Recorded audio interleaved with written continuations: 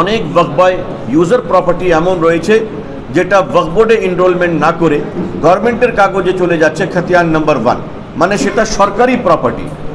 কিন্তু এটা সত্যিকারই এটা আরও জানার বিষয় আছে, আমি সমস্ত জানিনি কি এটা কীভাবে হচ্ছে। ওয়াকফের যে জমি রয়েছে, যে জমি ওয়াকফ বাই ইউজার ইয়া non user, registered or unregistered, সেটা ওয়াকফেই থাকবে, সেটা কিয়ামত পর্যন্ত সরকারি জমিন হতে পারে না। যদি এইভাবে কোনো চক্রান্ত কনস্পিরেসি চলছে সেটা অবশ্যই আমাদেরকে দেখতে হবে। আমি দায়িত্ব দিয়েছি আমাদের ভাইদেরকে যে এটা বিষয় আমাকে দিন, আমি অল ইন্ডিয়া মুসলিম ফাসিলা বোর্ড সেন্ট্রাল কমিটিকে এটা পাঠাবো যে এটা কীভাবে হচ্ছে। একটা গুরুত্বপূর্ণ মিটিং হলো, সে মিটিংয়ে সারা ভারতের যত মাননীয় এবং সম্মানীয় সদস্য রয়েছেন, এক্সিকিউটিভ কমিটির সদস্যরা, ওনারা সবাই জমা হলেন। সেখানে কয়েকটি খুবই গুরুত্বপূর্ণ এবং ভেরি ইম্পর্টেন্ট সিদ্ধান্ত নেওয়া হয়েছে। সেই সিদ্ধান্ত বিষয়ে আমরা একটা বিশেষ আলোচনার জন্য আজকে এখানে উপস্থিত হলাম। ফ্রন্ট পেজে আমাদের মাননীয় অল ইন্ডিয়া মুসলিম ফাসিলা বোর্ডের সম্মানীয় সদস্য মৌলানা কামরুজ্জামান সাহেবের দাওয়াতের সেই গুরুত্বপূর্ণ যে বিষয়টি রয়েছে তার মধ্যে একটা উম্মিদ পোর্টাল নিয়ে অনেক বিভ্রান্ত এবং অনেক কিছু কনফিউশন দেশের মধ্যে রয়েছে। এই কনফিউশনটা ভারত সরকার তৈরি করেছে, এমনভাবে উম্মিদ পোর্টাল তৈরি করেছেন যেটা মানুষের জন্য খুবই সুবিধা নয়। উম্মিদ পোর্টালে ওয়াকফের প্রপার্টিটা আপলোড করতে হবে, রেজিস্টার্ড করতে হবে, এটা ভারত সরকারের আইন এবং নিয়ম ওনারা তৈরি করেছেন। এই কাজটা করবে কে? এই কাজটা রাজ্য ওয়াকফ বোর্ড করবে এবং ওয়াকফ বোর্ডের দ্বারাই জেলা কমিটি করবে। অনেক রাজ্য এমন আছে যেনাদের কাছে স্টাফ নেই, যেনাদের কাছে কোনো সুবিধা নেই। সময় শেষ হচ্ছে 5 ডিসেম্বর লাস্ট ডেট, এটা নিয়ে অনেক কনফিউশনস। তাছাড়া আমরা অবশ্যই একটা সাধারণ মুসলমান অনেক টেনশনে রয়েছেন। যা ভারত সরকার কতটা সুবিধা দিতে পারছে সেটা তো রাজ্য ওয়াকফ বোর্ড বলবেন, কিন্তু যেটা আমরা জানতে পারছি যে এখন আপাতত কোনো সুবিধা বেশি নেই। যেটা রাজ্য সরকারের কাছে আছে, ওয়াকফ অফিসে আছে, সেই সুবিধা নিয়ে ওনারা চলছেন। আমাদের পশ্চিমবাংলায় রেজিস্টার্ড ওয়াকফ প্রপার্টি 8,500 মতো আছে, ওয়াকফ বাই ইউজার হাজার আছে। যদি আমি 20,000 বলি তবে কোনো কম থাকবে না। উম্মিদ পোর্টালকে ইজি করা হয়নি, তাতে ট্রেনিং দেওয়া হয়নি, তাতে স্টাফ বাড়ানো হয়নি। এটা নিয়ে খুবই অসুবিধা এবং পশ্চিমবাংলায় একটা প্রশ্ন উঠে যাচ্ছে। অল ইন্ডিয়া মুসলিম ফাসিলা বোর্ডের তরফ থেকে সারা পশ্চিমবাংলায় বাংলার আমাদের মাননীয় ওলামা, বুদ্ধিজীবী, যিনারা খুবই গুরুত্বপূর্ণ, একটা জামাতের দায়িত্বশীল মানুষ, ওনারা আজকে উপস্থিত রয়েছেন। আমরা একটা হাউস ডিসকাশন করেছি। এই ডিসকাশনের মধ্যে 2-3 জিনিসটা আমরা আজকে একটা ফাইনাল পজিশনে পৌঁছেছি। ইনশাআল্লাহ খুবই তাড়াতাড়ি আগামী দিনেও অ্যাপয়েন্টমেন্ট নিয়ে ওয়াকফ বোর্ডের মাননীয় চেয়ারম্যান সাহেবের সঙ্গে মুসলিম ফাসিলা বোর্ডের একটা ডেলিগেশন দেখা করবে ইনশাআল্লাহ। তার জন্য চেষ্টা আরম্ভ হয়ে গেছে। আশা করি উনি একটা সময় আমাদেরকে দেবেন, যাতে আমরা অনুরোধ করব সময়টা যেন খুব দেরি না হোক, কেন খুব কম সময় এবং সংক্ষিপ্ত সময় আমাদের কাছে রয়েছে। 5 ডিসেম্বর লাস্ট ডেট উম্মিদ পোর্টালের জন্য। অল ইন্ডিয়া মুসলিম ফাসিলা বোর্ড সুপ্রিম কোর্ট গিয়েছে, সুপ্রিম কোর্টের কাছে, মাননীয় সুপ্রিম কোর্টের কাছে একটা পিটিশন দাখিল করে অল ইন্ডিয়া মুসলিম ফাসিলা বোর্ড সময় চেয়েছেন যে আমাদেরকে প্রায় 1 বছর আর দেওয়া হোক, যেন আমরা ভালোভাবে সুবিধাজনক এই উম্মিদ পোর্টালে ওয়াকফের একটি প্রপার্টিকে রেজিস্টার্ড করতে পারি।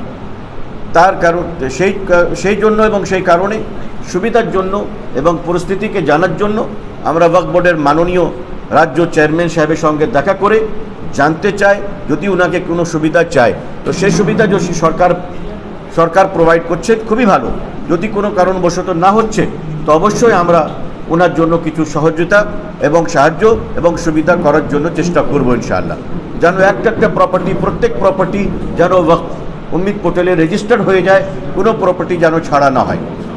আমাদের এই হাউস ডিসকাশনে একটা খুব মারাত্মপূর্ণ এবং সাংঘাতিক ইনফরমেশন এসেছে। অনেক ওয়াকফ বাই ইউজার প্রপার্টি এমন রয়েছে যেটা ওয়াকফ বোর্ডে এনরোলমেন্ট না করে গভর্নমেন্টের কাগজে চলে যাচ্ছে খতিয়ান নাম্বার 1, মানে সেটা সরকারি প্রপার্টি। কিন্তু এটা সত্যিকারই এটা আরও জানার বিষয় আছে, আমি সমস্ত জানিনি কি এটা কীভাবে হচ্ছে। ওয়াকফের যে জমি রয়েছে, যে জমি ওয়াকফ বাই ইউজার ইয়া non user, registered or unregistered, সেটা ওয়াকফেই থাকবে, সেটা কিয়ামত পর্যন্ত সরকারি জমিন হতে পারে না। যদি এইভাবে কোনো চক্রান্ত কনস্পিরেসি চলছে, সেটা অবশ্যই আমাদেরকে দেখতে হবে। আমি দায়িত্ব দিয়েছি আমাদের ভাইদেরকে যে এটা বিষয় আমাকে দিন, আমি অল ইন্ডিয়া মুসলিম পার্সোনাল বোর্ড সেন্ট্রাল কমিটিকে এটা পাঠাবো যে এটা কীভাবে হচ্ছে। আশা করি রাজ্য সরকারও এই বিষয়ে তিনিও একটা অ্যাকশন নেবেন, যে যেটা ওয়াকফ প্রপার্টি আছে, কবরস্থান আছে, মসজিদের প্রপার্টি আছে, ওয়াকফের প্রপার্টির উপরে রাস্তা তৈরি হচ্ছে, সেটা কিভাবে সরকারি জমি হয়ে যাবে। যদি সরকারি জমি আছে তো অবশ্যই সম্মানের সঙ্গে আমি বলতে পারি সেটা সরকারি জমি থাকবে, কিন্তু যেটা ওয়াকফের জমি রয়েছে, মুসলমান চ্যারিটি এবং ওয়াকফ করেছে, সে জমি সরকারি কি করে হবে, এটা একটা প্রশ্ন আছে। এবং ওয়াকফকে, ওয়াকফ বোর্ড, রাজ্য ওয়াকফ বোর্ডকে এইভাবে খুব লক্ষ্য করা উচিত যে ওর থাকা সত্ত্বেও ওয়াকফ কমিটি রয়েছেন, রাজ্য কমিটি রয়েছেন, রাজ্য চেয়ারম্যান রয়েছেন, ওয়াকফ বোর্ডের মেম্বার রয়েছেন, মাননীয় সিও রয়েছেন, চিফ এক্সিকিউটিভ অফিসার, এছাড়াও এভাবে কিভাবে খাতিয়ান নাম্বার 1-এ চলে যাচ্ছে, এটা একটা সত্যিকারই আমাদের জন্য একটা সিরিয়াস বিষয়, সিরিয়াস বিষয়ের উপর আলোচনা হচ্ছে। আমরা খুব তাড়াতাড়ি এই বিষয়ে একটা ওয়ার্কশপ রাখার জন্য চেষ্টা করছি। আর যদি ওয়াকফ বোর্ড, রাজ্য ওয়াকফ বোর্ড আমাদেরকে অনুমতি দেবেন, তাহলে সে ওনার অনুমতি নিয়ে, সরকারি অনুমতিতে আমরা প্রত্যেক ডিস্ট্রিক্টে একটা হেল্প ডেস্ক করার জন্য চেষ্টা করছি। যেমনভাবে আমাদের ছেলেরা, আইটি এক্সপার্টরা কম্পিউটার নিয়ে আধার কার্ড তৈরি করেন, প্যান কার্ড তৈরি করেন, ভোটার আইডি কার্ড তৈরি করেন, তো ওনাদেরকে ট্রেনিং দিয়ে ওয়াকফ বোর্ডের অনুমতি নিয়ে এবং ওয়াকফ বোর্ডের পারমিশন নিয়ে ওনাদেরকে একটা পারমিশন দেওয়া হোক, ওনাদেরকে একটা নাম্বার প্রোভাইড করা হোক, তাকে ওনারা ডিস্ট্রিক্টে বসে মোতাওয়াল্লি সাহেবদের জমি জায়গাটা উমিদ পোর্টালে আপলোড করে সেটা ওয়াকফে যেন অ্যাকসেপ্টেবল হয় আর সেন্ট্রাল গভর্নমেন্টের মধ্যে অ্যাকসেপ্টেবল হয়। 5 ডিসেম্বর লাস্ট ডেট। যেনারা ওয়াকফ জমির মোতাওয়াল্লি রয়েছেন, আর যে জমি যেমন কবরস্থান, অনেক মসজিদ যার কোনো জায়গা, যার কোনো কাগজ নেই, দলিল নেই, তেনারাও ওয়াকফে উমিদ পোর্টালে রেজিস্টার করতে পারেন। তার মধ্যে কি অপশন আছে সেটা ওনারাই বলবেন যিনারা রেজিস্টার করছেন। আমি পশ্চিমবঙ্গ রাজ্য ওয়াকফ কমিটির কাছে অনুরোধ করব যে আপনারা এইভাবে এই বিষয়ে একটা ভালোভাবে সাংবাদিক সম্মেলন করে জনগণকে জানান, অ্যাডভার্টাইজমেন্ট দেন, অসুবিধা কিভাবে হবে, কত হয়েছে এখন পর্যন্ত সেটাও জানান, যেন কোনো বিভ্রান্ত এবং চক্রান্ত না থাকে, সিচুয়েশনটা যেন স্পষ্ট হয়ে যায়। এই বিষয়ে আমাদের হাউস ডিসকাশন হলো, খুবই ভালো, আপনারা এসছেন, আপনাদেরকেও ধন্যবাদ জানাই। আর আপনাদের কাছে অনুরোধ করি যে আপনাদের দ্বারায় পশ্চিমবাংলায় একটা মানুষের কাছে যেন এই খবরটা, সংবাদটা যাক, এবং প্রত্যেক ব্যক্তি ওয়াকফের প্রপার্টি, সে মোতাওয়াল্লি নিজে হোক ইয়া না হোক, কিন্তু উনি যাকে জানেন তেনাকে নিয়ে মসজিদের কাগজপত্র, কবরস্থানের কাগজপত্র নিয়ে তাড়াতাড়ি উমিদ পোর্টালে রেজিস্টার করার জন্য চেষ্টা করুক। আমি রাজ্য ওয়াকফ অফিসকে এটাও অনুরোধ করব যে পশ্চিমবঙ্গ ওয়াকফ স্টেট কমিটি একটা হেল্প ডেস্ক নম্বর রিলিজ করুক। সে নম্বরে মানুষ ফোন করে জানবে যে ওর কী বিষয় আছে, কি অসুবিধে আছে, সেই অসুবিধাটার সমাধান কি হবে, এটা ওয়াকফ কমিটির দায়িত্ব রয়েছে। অনেক আপনাদের ধন্যবাদ, খুবই ধন্যবাদ।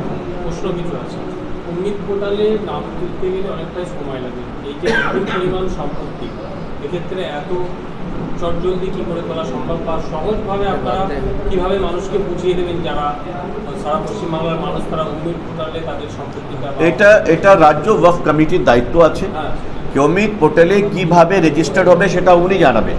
ওয়াকফ বোর্ড তো ঘুমাচ্ছে, ওয়াকফ বোর্ডের তো কোনো উনি না, এই জন্য আজকে সাংবাদিক সম্মেলন এবং হাউস ডিসকাশন করলাম যে ওয়াকফ বোর্ড জাগরুক হোক এবং নিজের দায়িত্বটাকে পালন করুক।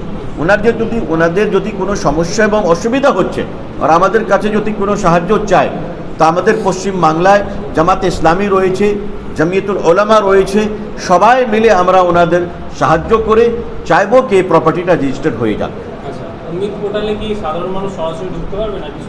না, আমার মনে হয় কি সরাসরি ঢোকাটা সম্ভব নয় যতক্ষণ ওনাদের জ্ঞান হবে না, আর যতক্ষণ ওয়াকফ বোর্ড এটাকে অনুমতি দেবে না। এর আগে বলা হতো যে উমিদ পোর্টালে নাম তুলবেন না, অপেক্ষা করুন, তারপরে হঠাৎ আপনারা না, এটা হঠাৎ আর কেন বললো না, এটা কোনো প্রশ্ন নয়। আমরা যখন 4 পা আগে যায় 2 পা পিছনেও আসতে হয়। ওয়াকফ বোর্ড প্রপার্টি যদি রেজিস্টার্ড না করা হয়, সুপ্রিম কোর্টের ইন্টারিম অর্ডার পড়ে আমাদেরকে, এটা আমরা সবাই মিলে এটা সিদ্ধান্ত নিয়েছি যে সুপ্রিম কোর্টে একটা আশা ছিল কি উনি এটাকে দাঁড়াবেন, কিন্তু উনি আটকালেন না। তাহলে যদি না আটকালেন তাহলে আমরা নিয়ম কায়দাকে উল্লঙ্ঘন করে এই ওয়াকফের প্রপার্টিটাকে ডেঞ্জার জোনে দিতে পারি না। তো যে লড়াইটা আছে সেটা চলবে, সুপ্রিম কোর্টে যে কেসটা আছে সেটাও চলবে, আন্দোলনটাও চলবে, কিন্তু এছাড়া রেজিস্ট্রেশন করার কাজটাও চলুক আর আমাদের প্রপার্টিটা সেফ হয়ে যাক। আচ্ছা, আরেকটা প্রশ্ন আছে যে আমরা পূর্বেও দেখেছি, দশক পূর্বের কথা বলছি, তখনও দেখেছি যে ওয়াকফ বোর্ডের কোনো রাজ্যের ক্ষেত্রে বলছি, আমাদের রাজ্যের ক্ষেত্রে বলছি, ওয়াকফ বোর্ডের কোনো হেলদোল নেই, বহু ওয়াকফ সম্পত্তি বেদখল হয়ে আছে, অনেকে জবরদখল করে আছে। ওয়াকফ বোর্ড কোনো বিবৃতিও পেশ করেনি, কোনো রকমভাবে ওয়াকফ সম্পত্তি তারা আয়ত্ত করার জন্য কোনো বিবৃতি পেশ করেনি। এই মুহূর্তে ওয়াকফ নিয়ে যেহেতু সারা রাজ্য জুড়ে একটা গোলমাল চলছে এবং মানুষ ভয়ের মধ্যে আছে, আপনারা রাজ্য ওয়াকফ বোর্ড যে রয়েছে সরকারি, তাদের কাছে কোনো দাবি দাওয়া বা তাদের কোনো কর্মসূচি রাখছেন, তাদের বিরুদ্ধে কোনো পদক্ষেপ নিচ্ছেন? আমি দীর্ঘদিন ধরেই তাদের কোনো হেল্প আপনাদের সম্মুখে আমি এক্ষুনি এটা জানালাম যে খুব তাড়াতাড়ি চেষ্টা, আমার তরফ থেকে খুব তাড়াতাড়ি চেষ্টা হবে যে মাননীয় চেয়ারম্যান সাহেব ওয়াকফ কমিটি স্টেট ওয়েস্ট বেঙ্গলের সঙ্গে দেখা করে এই বিষয়ে আমরা একটা ওনার সঙ্গে অফিসিয়ালি কথা বলবার চেষ্টা করব। আশা করি উনি সময় দেবেন ইনশাআল্লাহ। আর আপনাদের অল ইন্ডিয়া মুসলিম পার্সোনাল ল বোর্ডের ওয়েস্ট বেঙ্গলে আর কোনো কর্মসূচি সামনে থাকছে কিছু পরবর্তী? না, এখন থাকলে সেটা জানাবো। এখন উম্মিদ পোর্টালটি রয়েছে, এখন উম্মিদ পোর্টাল। সামিম ঠিক আছে, আপনি কিছু বলছেন?